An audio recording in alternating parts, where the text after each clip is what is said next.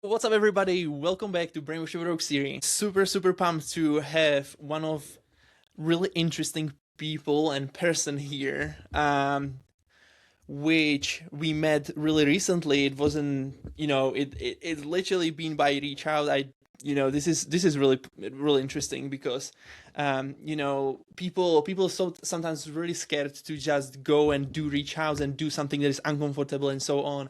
And I literally add him today into my friends because I completely forget that we are not even in our friends. So that was really I was like, I saw okay, that guy is he's really interesting. I've been studying him, seeing his content already before, going through your stuff. You're a Christian, you're doing really great stuff there. And I love what you've been what you're presenting and how you talk about what you do and, connection with God and so on. This is really, really amazing. And so yeah, this is gonna be amazing conversation. Super pumped to have him here.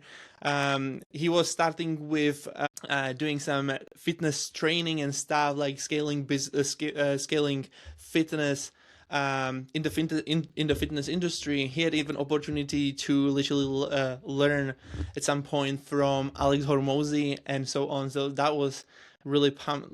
This is amazing. I'm loving it right from the beginning. So without further ado, welcome to the show, Curt Tucker. Is that correct?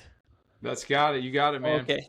All right. All right. What's up, Welcome, man. brother? I'm glad to be here, brother. It's good to jump on with you, man. You're doing a lot of awesome work. I mean, 100, podcast, episodes, that you've knocked out in such a short period of time. I mean, you're a go-getter, and anytime I see somebody who's a go-getter, I'm like, that's my kind of guy. So I love that. Love it. Love it. Thank you, brother. Thank you for being here. It was a little bit untraditional intro. I wanted to make it somehow different than usual, so hopefully it wasn't something I should be ashamed of. Joking. Nah, you're Anyway. good. Good. Awesome. All right. So let's start with, give us a little bit of, your story. How did you get into entrepreneurship? Let us a little bit know about you, and for those who are here, never sees you before and so on. So yeah, give us a little bit of Yeah, well, I mean, I think entrepreneurship, came, after I just realized, really I'm unemployable. Like, Mhm. I don't want to, have anybody. I think early on I had a mentor who kind of came in early on and said, there's this thing called life by design, Uh-huh. where we have the ability to design our life in such a way where, we have, fulfillment. Tony Robbins says it best: success without fulfillment is the ultimate failure. And so, being an entrepreneur, one of the things I always looked at was, hey, this is an opportunity for me to be in full control over the things that are most important, in my life. And now I can look back over the last 20 years as I'm 44, been married for 20 years. We have 4 kids. Our 2 youngest just graduated high school about a year and a half ago. And there's so many things that I would have missed, right, if I wouldn't have chosen this path to be an entrepreneur. So I'm so thankful and grateful that, early on I recognized the importance, that, hey, I wanted to be in full control over my day, from the moment I wake up, the things that I do, to the moment that I go to bed, and everything in between. And so, man, it's been a heck of a ride.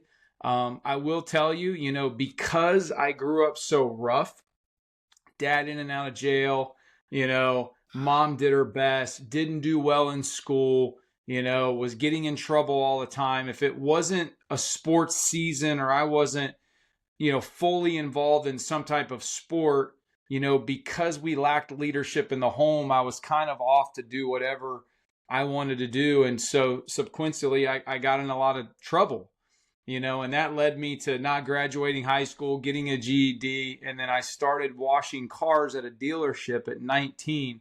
And that's how I kind of got into becoming a kind of an entrepreneur. I started selling cars at 19, but I learned very quickly something that nobody else was learning, was that at the end of the day, I was building my business within a business. Mm-hmm. So while everybody else was working for a paycheck, Mm-hmm. I was like early on within my first year at maybe 20, understanding that I could do whatever I wanted with this opportunity. I remember going to my sales manager and negotiating a new comp plan just for me, saying, hey, I don't care what everybody else is doing here, but I'm going to be the number one guy. I'm going to add so much value to this dealership. Yep. I'm going to get us not only more sales, I'm going to drive more service. I'm going to drive more body shop. I'm going to help the entire dealership win in all facets. And this is what I would like to get paid. And I was doing that early on. And so I learned to just, hey, listen, at the end of the day, as an entrepreneur, like, I'm in control, right? I can do what I want. And then the reason why I got out of that, though, was, even as much as you are building a business within a business, you're still building underneath somebody else's business. Mm-hmm. And so it became to the point where I was like, listen, if I'm really going to have the true freedom that I want, not freedom financially, because I think anything you go into, you can make money, right? You know what I mean? You can set the goals, go for it, work hard, grind, all that stuff.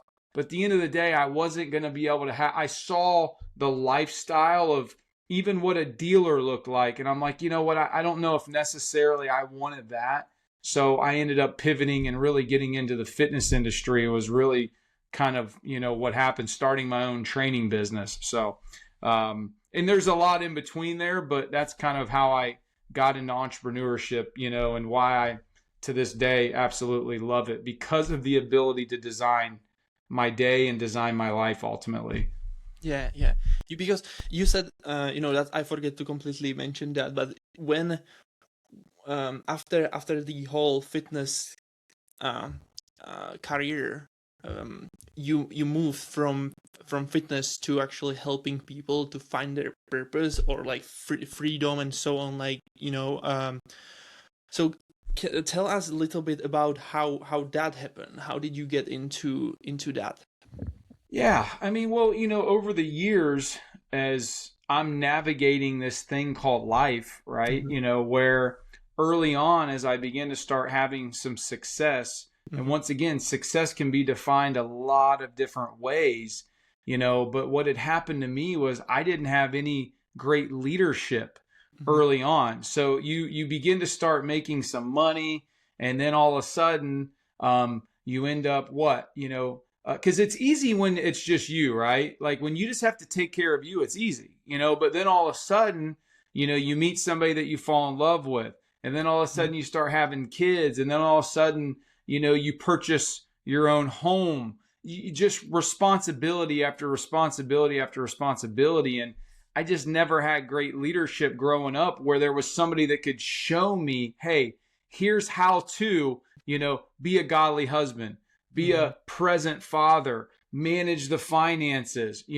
take care of a home, all these different things. And so there's a lot of things that I messed up early on that caused a tremendous amount of issues, right? I mean, literally our house was foreclosed, our cars were repossessed, we were on food stamps, which is like government assistance here in the United States. My marriage is on the verge of a divorce. And I'm like, what's going on here? I'm using drugs, alcohol. I mean, because I didn't understand how to cope with these things. And so that's really where I found my faith, Adam, was kind of just like one of those, like, I don't know what else to do. We end up going to church. I give my life to Christ. I begin to start reading the Bible. I begin to start praying daily. I begin to start surrounding myself with other men who knew what I didn't know.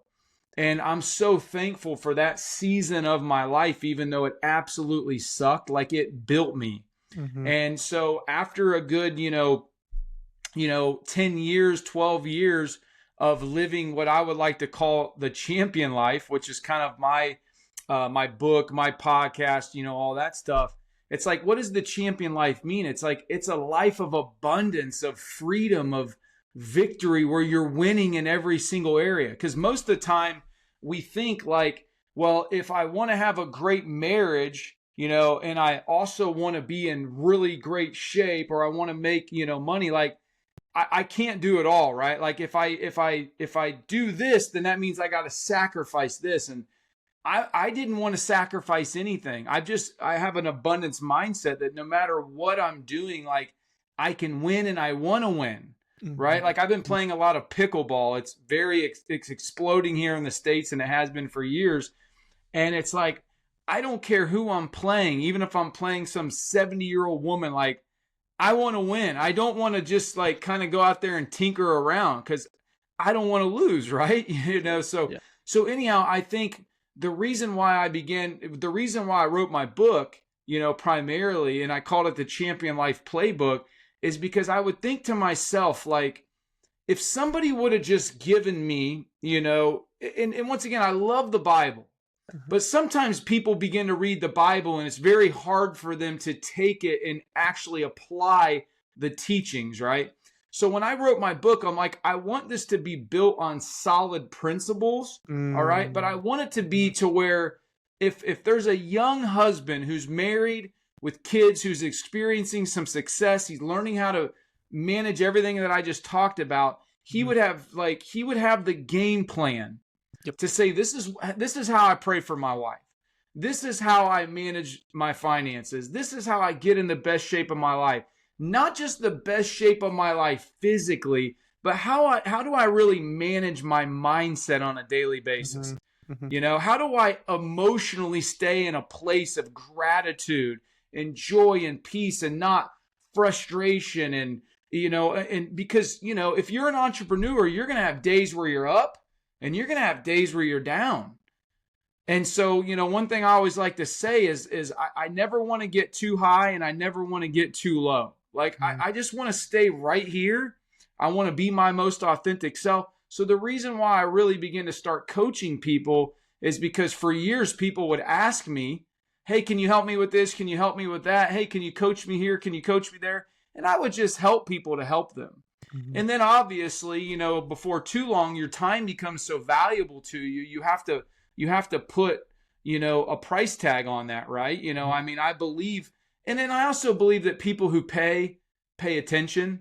So, a lot of times when you just give stuff to somebody over and over again, and they come back 3 months later, 6 months later, and they're in the same place, you're kind of like, you're not getting it. But when we make an investment in ourselves, which is the best investment I believe you can make, now all of a sudden, for many people, that leads them. So that's really what drove me into starting, Champion Builders was, man, I believe that there's this next level for men, but many men don't know how to get there.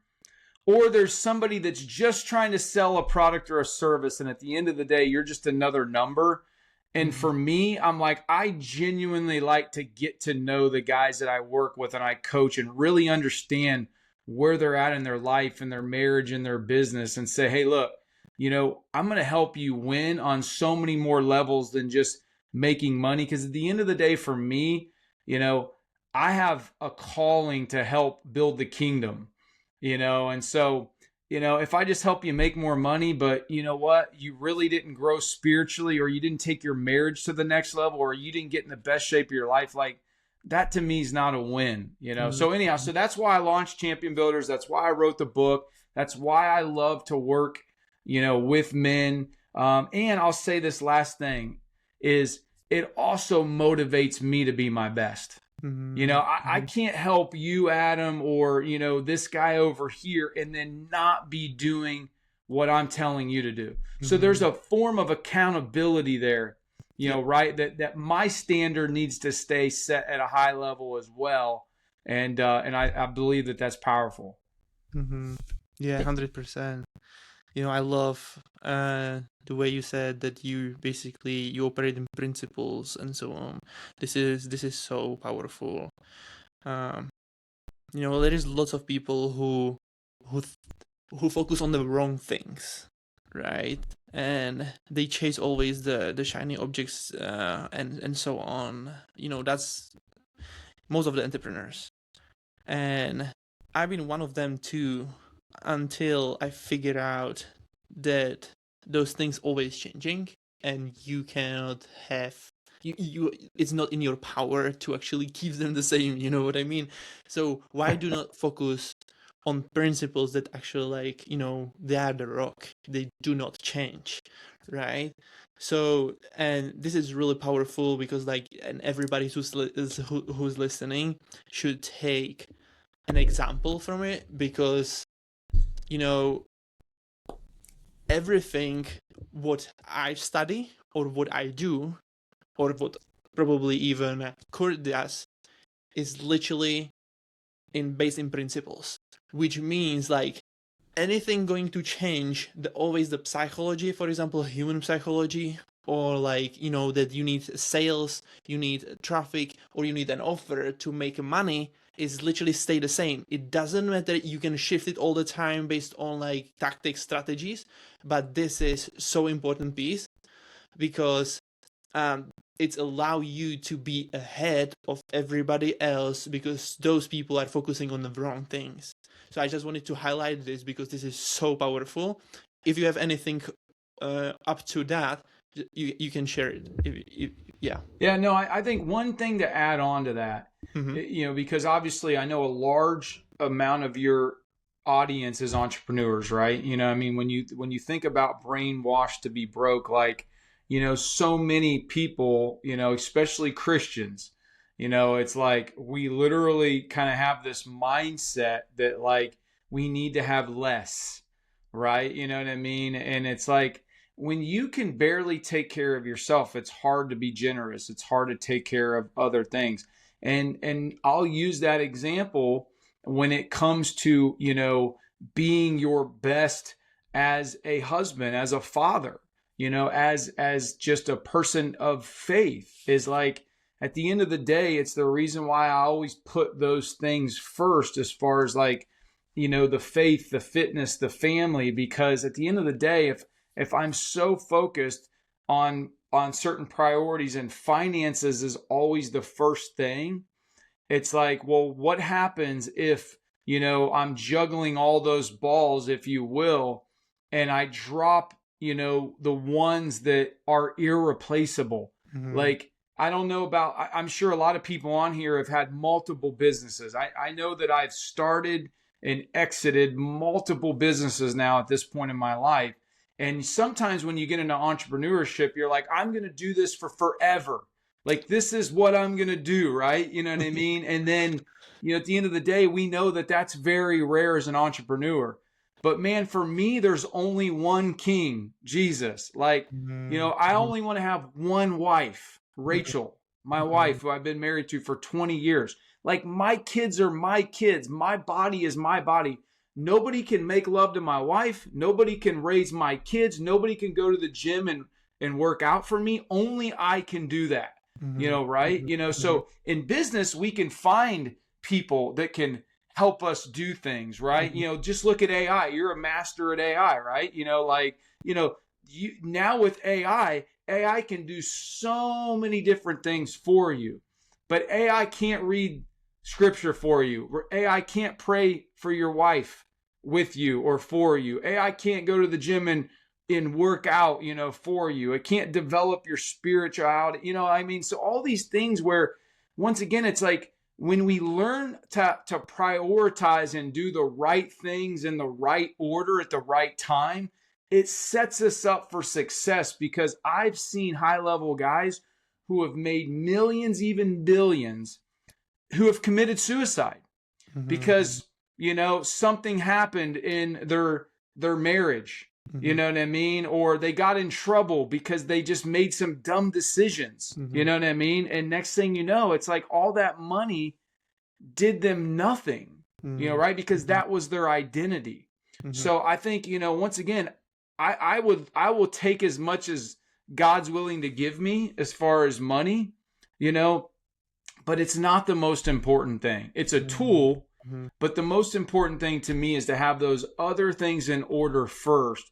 Because even, and the reason why I harp on those areas, it's one of the things I'm most proud of in my life is the marriage that my wife and I have built and the relationship that we have. Because let's all be real, for those of you guys who are listening, no matter how kicking butt you are in your business, making money, so forth and so on, when you're like not right with your spouse, like life sucks. Like it's not fun. You can't have fun with your friends. I love to play golf, but if I'm trying to go out and play golf with my friends and my wife and I are in not hitting on all cylinders, the last thing I'm thinking about is enjoying the time with my guys, because on my mind, I'm sitting here trying to figure out like what's going on in my marriage, right? But how do I stop that from happening? This is what we're talking about. Well, and I was just talking with a high level entrepreneur just the other day that just opened up a massive, pickleball complex, right? And he just said him and his wife, man, this has been a tough season, right? Because he's got all this stuff going on. I said, man, can I just coach you for a second? Because sometimes I'll coach people without asking them. So my wife always yells at me and says, hey, you can't do that. And I'm like, it's just my heart to serve people. And he said, yeah. And I said, man, if you had a high level client that was coming in, that was going to do business here, that you felt was going to generate a lot of revenue, that wanted a 60-minute meeting, like this podcast was an hour commitment of my time and your time, right? So anytime somebody asks me to do something, I've got to evaluate that hour, right? And say, okay, but at the end of the day, if I have the chance to inspire, maybe this leads to, some business or coaching, maybe it doesn't. That's okay. But I said, you'll take a 60-minute meeting and sometimes not even think about it.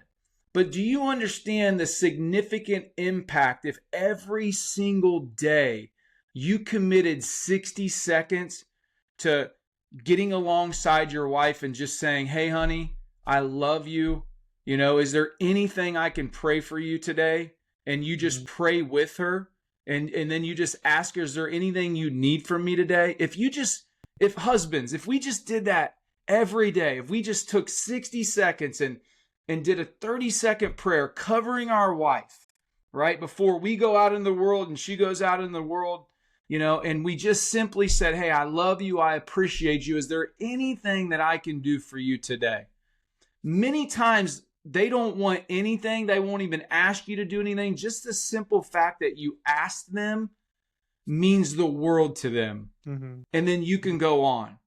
And so he was just like he just couldn't even understand the simplicity of that, what I just shared with him. And he was like, oh my gosh, he goes, absolutely, I can do that. And I firmly believe that will impact that man's marriage in so many different ways, right? And I don't care about the money. I didn't care. I just the fact that man will have more peace in his life, in his marriage, and that will affect his kids, and that will probably affect his kids' kids. And now we're talking 3 generations. Like, that's what I believe as entrepreneurs, when we have freedom and we can be authentic, because that took courage for me, right? To ask that man that, because he could have said, who are you to tell me what to do? And, this, that, the other. But sometimes you have to take the shot, right? And be willing to get turned down. But I believe that will be a huge impact for him and for his marriage, for his legacy, all that kind of stuff. So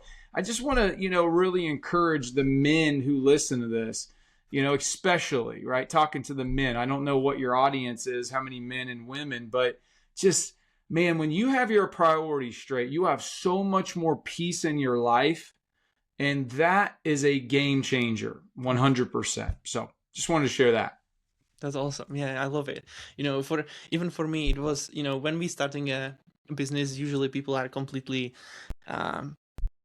completely like zoom in to building and crafting this type of, this craft, basically building this business, this thing that we don't even know if it's gonna work in the end, and so on. So we are like so sucked in, and then we forget to on those normal things that we supposed to do, giving the attention to our loved ones and so on. I've been there too, you know, like my first year of entrepreneurship, it was like, holy smokes, like completely, you know, out of, nobody could like, and if everything what I've been doing all day long, it was just literally studying and implementing and building and all of that, you know, and so I didn't really pay attention. And then we get into the point where we been on the on the fence of breaking up, you know, and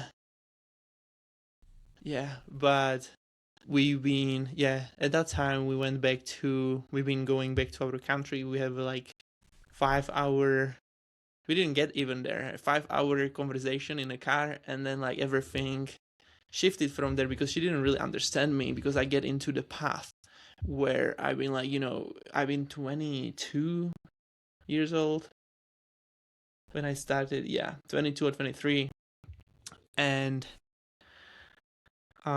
she's, you know, she's been younger 4 years ago, 4 years than me, and it was, you know, still like, she still didn't believe about like the business is something, you know, like a real thing, and you can make money there, and like you can actually do and help people and so on. So it was really like this type of period that we really, I literally changed completely from who she met, and then like over the couple of years who I become. And but that literally that drive, 5 hour drive in a car, and completely changed how she saw it and so on. And then from there we just literally started building the business together. That's awesome. You know, that's cool. And now she understands what you're going through. Yeah. You know, and how not only are you going through things, but you're growing through them. And, you know, that will cause, you know, right. Like my wife and I are in a season like that right now, which is exciting, you know, right. And so, but yeah, I mean, it's an interesting thing as an entrepreneur. So that's cool. I'm glad to hear that you guys are doing that together. That's awesome. Yeah. Because it was really, you know, struggling season, but now it's completely different, and it's you know, we support each other and so on. Like, you know, she's helping me with all of that things that I'm doing. So like, it's pretty sick. I love it, and that's awesome. Okay, so back to I have a question on for you. Basically, when it comes to your experience in your industry, you know, what you can see that are the biggest brainwashing stories or patterns that keeps people stuck. That's good. And I think, you know, one of the things I believe personally is, you know, a lot of times we're in this world where it's like, if it's to be, it's up to me. You know what I mean? Like, I love that, but to really win, like, I believe, you know, and there's this saying, if you want to go fast, go alone. If you want to go far, go together. Like, you're going to need key people in your life, right? Like, you're going to need your spouse, you know, to be an encourager on those days, right? Like, you're going to need your kids to understand what it is that you are working hard towards. You're going to need, you know, if you've got a partner, if you got a business partner, right? Like, you're going to need, you know, to have, you know, a person that, you know, they've got your back and you can trust. And then as you even have a team, right, of people, like you're going to need to have the right people. You know, in Proverbs, it talks about, you know, a wise man seeks wise counsel. You know, like, you want to get people around you that, hey, you can bounce ideas off of, that you can seek wisdom, and you can say, hey, like, this is what I'm doing, this is where I'm going. And I'll say this, is you want to find people that really, truly want to see you win. Like, they really want to see you win. Because unfortunately, a lot of people's relationships, those people don't want you to win. Because if you win, you know, it's either A, they're going to have to level up, or B, you know, what happens is there's jealousy. You know, it just is what it is. Like, they're going to think, you know, oh, well, they think that, you know, they're better than me now, right? You know, they'll be offended. Like like greatness. And Pastor Keith Craft talks about this, out of Dallas, Texas. Like he talks about like when there's greatness involved, like some people are gonna celebrate your greatness, but then there's gonna be a lot of people that condemn your greatness. Like they're just bothered by it, right? You know what I mean? Like if you go out there and you're confident and they're gonna take that as arrogant, right? And it's like when two people meet, like who do you want to follow as a leader? The person that's like, well, I really don't know where we're going and what we're doing, or the leader that's like, hey, listen, this is where we're going, let's go. Like my wife always jokes about that. Like she doesn't want me to ask her like, well, where do you want to go to dinner tonight? And most men know this. If you ask your spouse or your girlfriend, well, what do you want to get to eat? They'll be like, I don't know. What do you want? And it's like, dude, I was asking you, like, but if you're just like, hey, babe, you know what? Here we're going, to this place, at 6:30. We're going to have a blast. She's like, okay, cool. You know what I mean? It's just one of those things. So it's like when you have this like this mindset for a lot of people that's just like, hey, I'm just, I'm going to be a self-made millionaire and I'm going to do it. It's like, man, that's going to be a lonely road. Versus when you have people around you, and it doesn't even necessarily mean they have to be in your business. Like for me, some of the key people that I have are not necessarily in my business, but they're just friends. They're people, like I just got highly involved in some blockchain and crypto projects about 5 or 6 months ago. I just put some money into these projects. I've been a heavy investor for the last, 4 or 5 years. And I met some people, I vetted these projects. I flew down to Florida. I went through, met these people, and I'm thinking this is legit.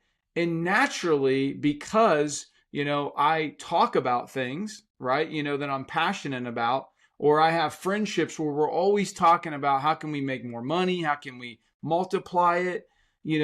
That has led to me sharing this with a lot of people who have put money into these projects and they're doing very, very well.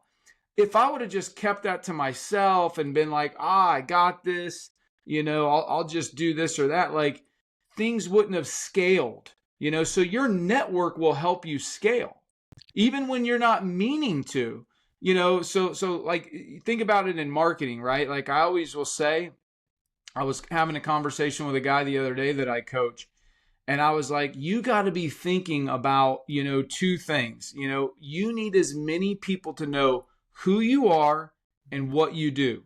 Because you could be the very best at whatever you do. You could be the best plumber, the best chiropractor, the best doctor. You could provide the best service. But if nobody knows who you are and what you do, it doesn't matter. Your business isn't going to thrive. So I was like, so you're going to need people. That's my point. Is you're not going to be able to do this all by yourself. Like you're going to need people, whether it's people helping you with, building the brand, creating better products and services, the fulfillment of those products and services, that you offer, people marketing. You're going to need people to have such a great experience with what you're doing that they want to tell everybody. That's how you're going to grow. I said, does that make sense? He's like, absolutely. So the whole you trying to do all this by yourself that sometimes so many people have these days, it's like, that's just not going to work. Like that is, you are being brainwashed to be broke if you literally think that you're just going to be able to go out and be an entrepreneur all by yourself and take the hill. No, you're setting yourself up for failure. But if you get yourself around the right people, like there's really nothing that you can't do. 100%. Yeah. Because, when it comes to it, me just partnering with somebody on my business, for example, it was the best decision I ever made. Like literally, because I have no, like, how long it would take me to develop all the skills that person has. Like literally, maybe even 10 years, because he's got 10 years of experience of doing something that he's really good at, and that's like combining those skills. Like people think that the way that you mentioned, like people think that it has to be a lonely game. It has to be, you are doing everything, like stacking those skills. Yeah, like can be, but it doesn't have to be. You can literally do it either yourself, or you can do it way faster with people who you're going to meet. And that's the point that you probably trying to bring, like, get around as many people as possible that you can network with, you can collaborate with, they can help you or they can support you. And the most important thing I would say about it is find the right people, because there are also people who are gonna take you down. When I moved from our country to England, I completely abandoned pretty much everybody, because I knew that they keep me, they're gonna keep me down. Yeah. So I wanted to be completely out of that circle and just let's grow. Did you have your time of like changing people, environment, and so on, like in your business? Absolutely. I mean, I've had to do that with people. I've had to do that with family. I mean, there's just no way of getting around that. I mean, it just is. But here's the thing: is sometimes there's always that fear that if we do that, like, what are we missing out on? And too many times we're so afraid of what we're going to be missing out on, losing that relationship, when really we should shift our mindset and be asking ourselves the question, what am I missing out on of these new relationships that God's going to bring into our life that are tremendously going to add value to our life, right? Like, there's certain things that like bring you energy, and there's certain things that steal energy from you, right? Whether it be the food you eat or the things that you do. And so when you get around the right people that pull the best out of you, like, that's a game changer, right? So we got to ask ourselves a better question, right? We got to give the question a better meaning, you know what I mean? And decide from there and say, okay, you know what, if this, like, literally, it's one of the things I do, with the guys I coach, is I have them, because many times we'll do like a financial audit, right? Like, you're trying to figure out, where do you spend your money? What's your expenses? What's this? We do a time audit. Like, where am I spending my money or my time at, right? You know what I mean? How can I be more efficient? And I'm like, so I do a friend audit. Like, who do you hang out with? Right? Like, who are you spending the majority of your time with? Are they adding value to, or are they taking away from you? So many times, like, I spend a lot of time with my wife. Why? Because it's like, at the end of the day, like, especially if you are out there and you're going and going and going, it's like, I'm spending time with her. And then when I need time alone, then I want to go do things, or when I need, not alone time for me isn't necessarily alone, because I recharge being with people. Right. So then it's like, well, who am I going to go be with?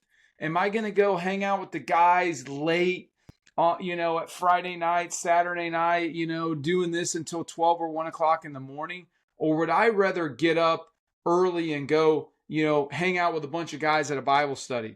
You know what I mean? And we're, like the Bible study that I lead, that I started 4.5 years ago, we have about 35 guys that show up every Wednesday morning at 6 a.m. And we're not just sitting there, reading for an hour out of the Bible. Like, we're talking about life. We're talking about marriage. We're talking about business. We're talking about things that guys are real world struggling with, right? Like, those are the kind of guys that I want to be around, that are willing to say, hey, listen, here's where I'm crushing it at, but here's the things I'm struggling with, and I want to be better. Because now when you get around that group of guys, it raises the entire bar of everybody, around you. Yeah. And so once again, that we've all heard the sayings, you are the average of the 5 people you hang out with the most, right? Yeah. Like, I remember it early in our marriage when we were having all kinds of issues. The difference between me going and meeting a buddy at the bar and having a couple beers and talking about how my life sucked and my marriage was hanging on, versus me meeting an older, wiser gentleman from the church who had been married for 30 years the next morning, for a cup of coffee, was a game changer. Like, think about that. If a man who's struggling in his marriage, him and his wife get in a fight that day, and after work, he makes a decision, I'm going to the bar, I'm meeting a couple of my buddies, I'm going to toss back 2, 3, 4, 5 drinks, comes home. His wife's pissed at him. Where you been? Why didn't you come home from work? The kids are screaming and crying. How do you think the next that night's going to go and the next day is going to go? Not very good. But if that same man comes home, maybe they don't talk that night, but the next morning early, he leaves and before work, that night he calls a guy who's, got a great marriage, maybe from church. Doesn't mean the guy has to be from your church, but I'm just saying the difference of discipline here, of me calling somebody who's been married for 30 years, who my wife knows his wife, they have a relationship, and I call that gentleman up and I say, hey, Rachel and I are having a few issues. Would you be open? Are you open tomorrow morning to grab a cup of coffee? And I go meet that guy for a cup of coffee in the morning. Mm-hmm. And now all of a sudden the wisdom that guy gives me is more, hey, Curt, what part do you have in this? What do you need to change? What do you need to focus on? Versus the night before, you know what those guys are doing? Oh, man, screw her. You don't even need to be married. Blah, blah, it's all her. Blah, blah, blah. You know what I'm saying? Yeah. Like, that's a game changer. Just that scenario right there. And so I've learned over the years who to call. Right? I've learned over the years who to call, and I'm thankful and blessed today that now I'm that guy that gets that call. That's awesome. To say, hey, can we talk? Can we FaceTime? Can we meet for a cup of coffee?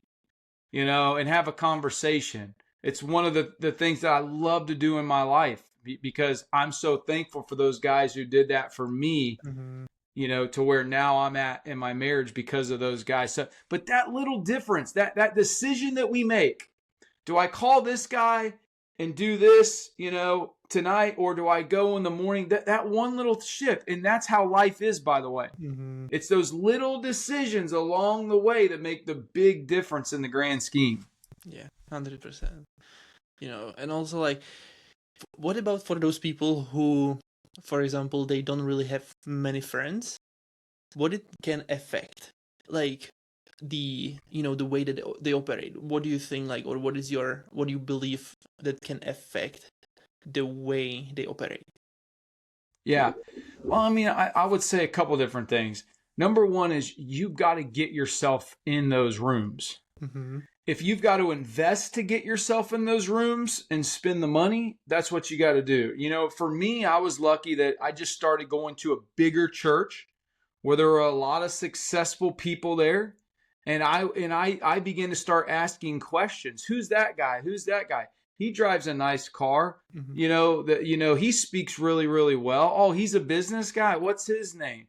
That's how my original mentor came into my life, was just meeting him through church. And we just so happened to run into each other one day at Subway, and he was in front of me in the line.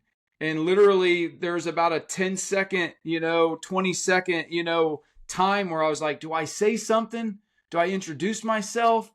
And last second I tapped him on the shoulder and said, hey, you don't know me, but I know you, because, it's like in the social media world. Like, I'm coaching this one young guy right now who's an incredible young entrepreneur, but he heard me on a podcast and then he ordered my book. He read my book. And then he reached out to me and said, hey, listen, man, I've been following you. I'm listening to your stuff.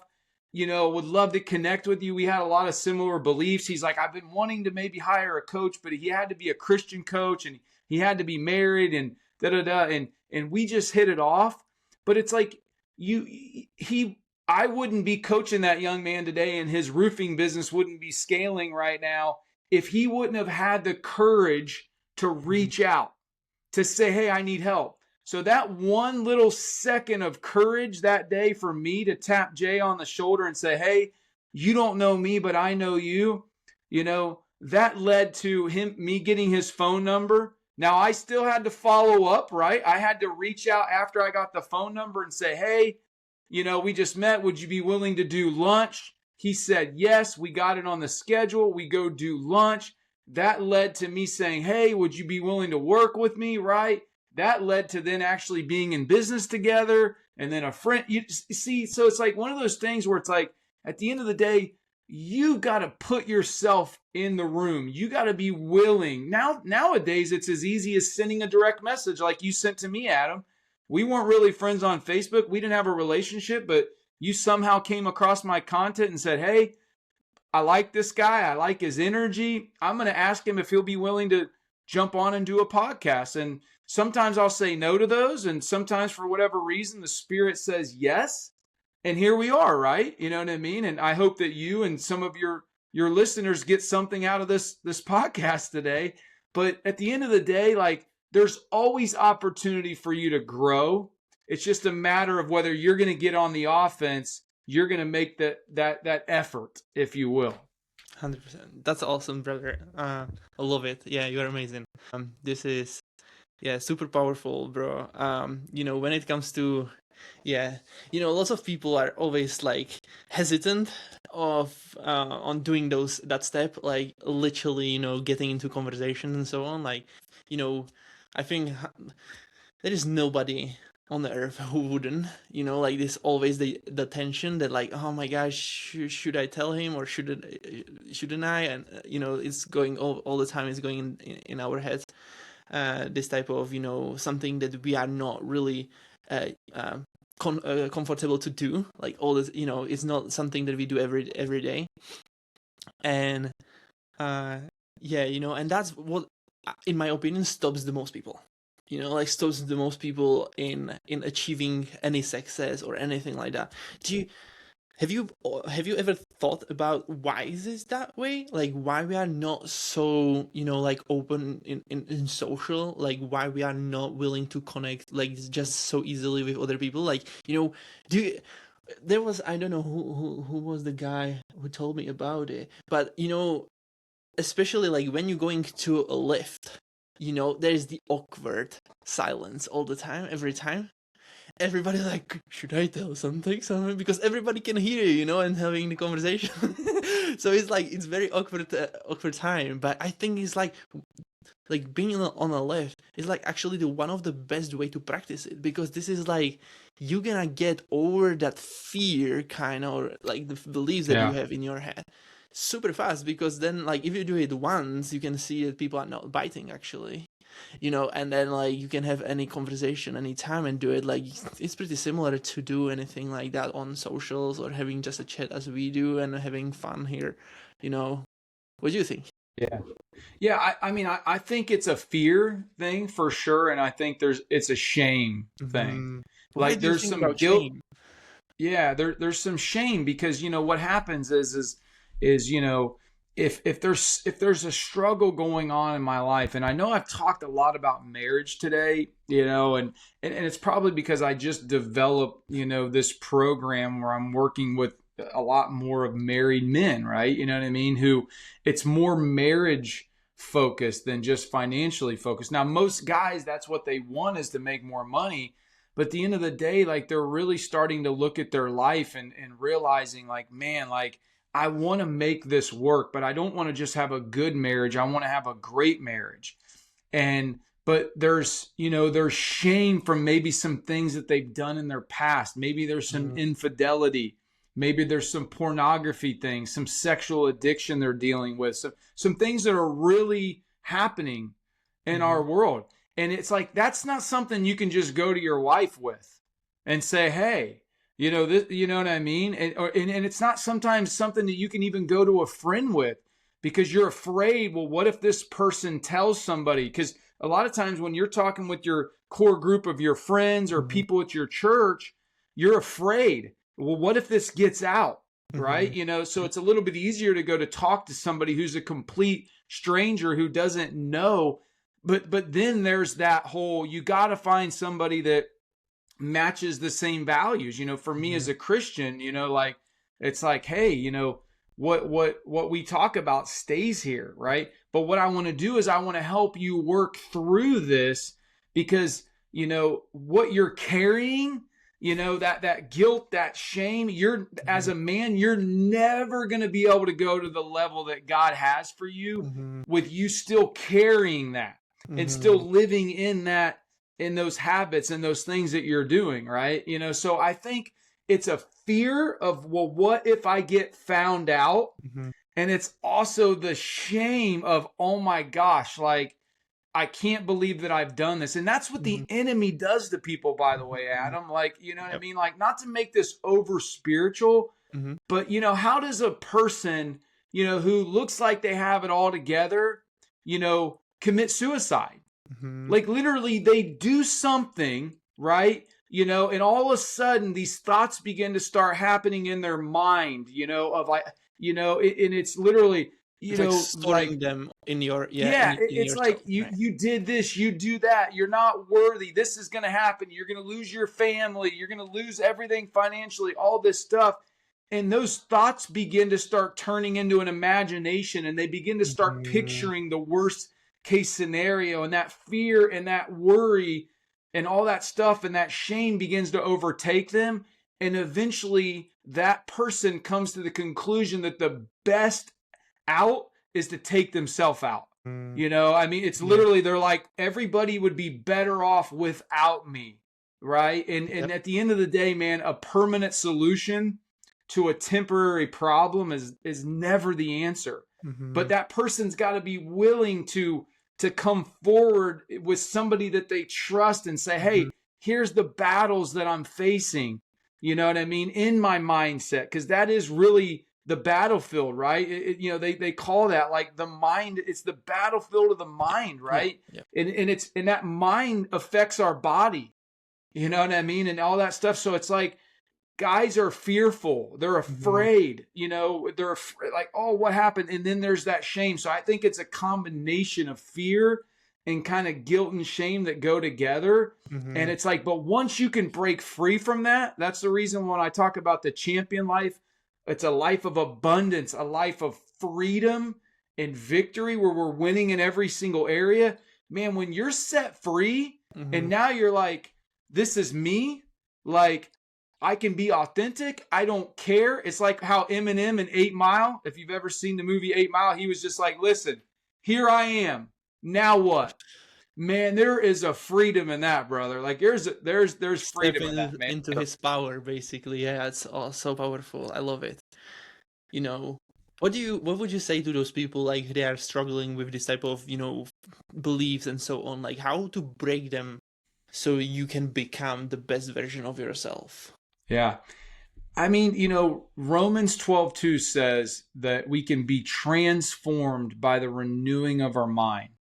So it is a mindset thing. It's like, you know, you have to begin to start changing the thoughts, right? And then all of a sudden, when you begin to start changing the thoughts, like that leads to all the other things. But the reality is, you know, there's a saying that it's hard to read the label from the inside of the jar.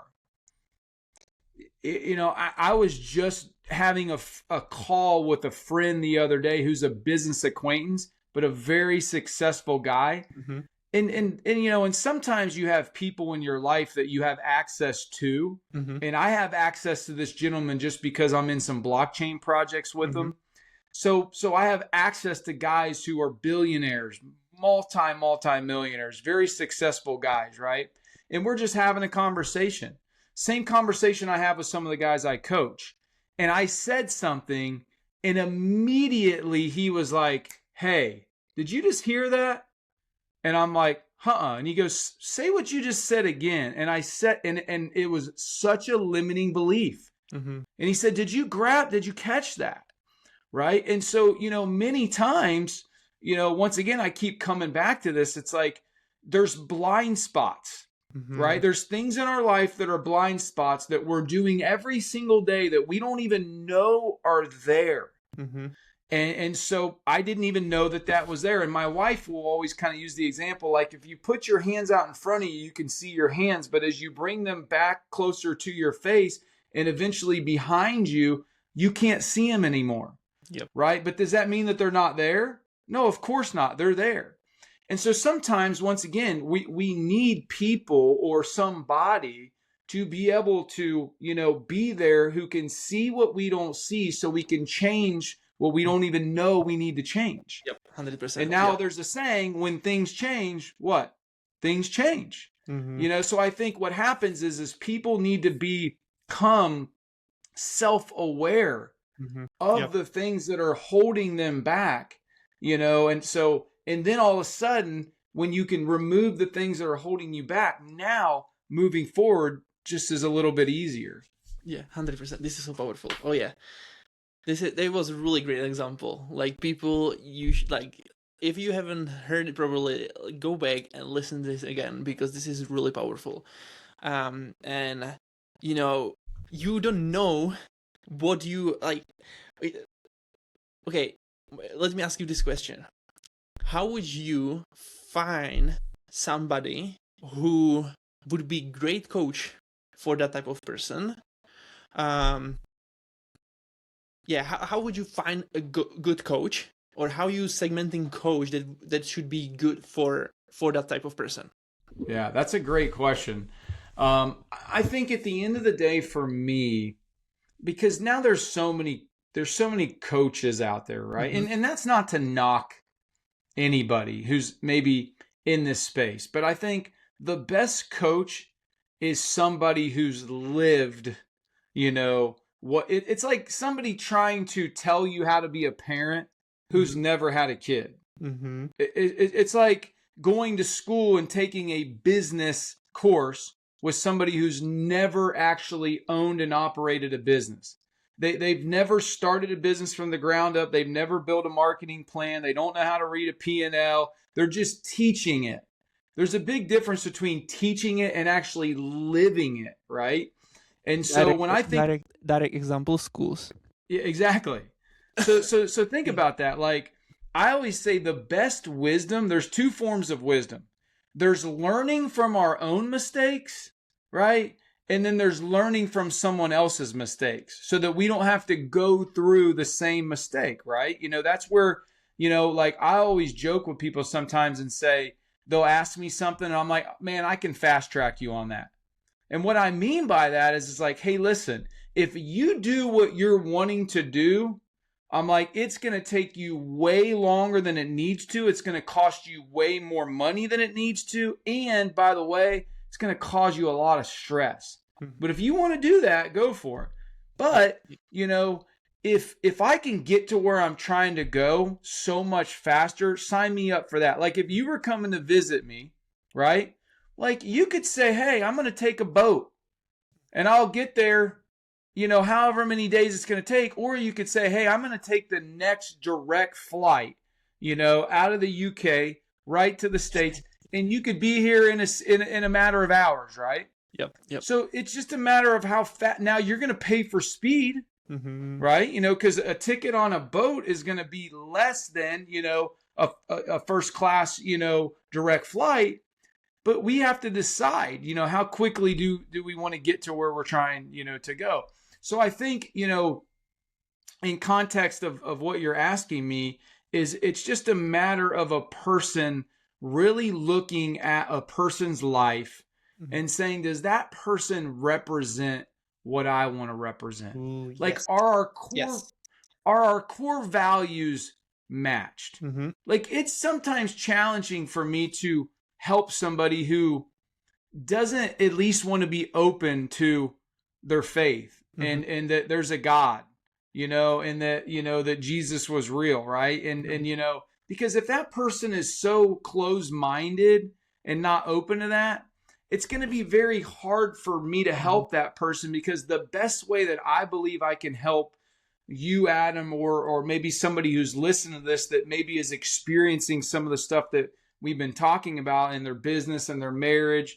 They want to develop their faith. Their body's not where it wants to be. Like the best way I'm going to be able to help them is how I've helped myself, right? Like that should be what you should be looking for in a person is, hey, are they doing already what I need them to help me do? Because if not, then it's like, well, that's a waste of time. So I think, and then the second thing is you do have to really feel like, am I going to align with this person? You know what I mean? Like, do I feel like I'm going to enjoy spending time with this person and they're really going to have my best interest in mind, but am I going to enjoy the time? Because to really have a great relationship, I am friends with all the guys I coach. Why? Because I'm like, this is not just, well, just let me take some money from you. Like, I genuinely care about your life, your relationship with your spouse, your faith, the peace in your life, the relationship with your kids. Of course, I want you to make more money. Like, I genuinely care. So I think, as you're looking for a coach out there, whether it be me or anybody, that's the first thing that you should really think about. Like, hey, does this person, are they living a life that I would like to have? Are they ahead of me in an area or two or three? Right? Because there's some guys that I work with, they can make way more money, but, once again, their marriage is in turmoil. I've had a couple people just in the last, couple months or a year that made a ton of money, and their marriage ended, and it cost them a fortune. And it's like, man, like, so they understand what we're talking about here, right? But I think just to put a bow on this is, you've really got to look for somebody that you really think authentically is going to be for you. They're going to challenge you, but they're also going to, love you in the process. Because I believe personally, men need to be loved. They need to be encouraged. They need to be empowered. I'm not the guy that's just going to be in your face telling you suck it up, let's go. You know what I mean? Like, there's some guys out there that works for them. That's great for them.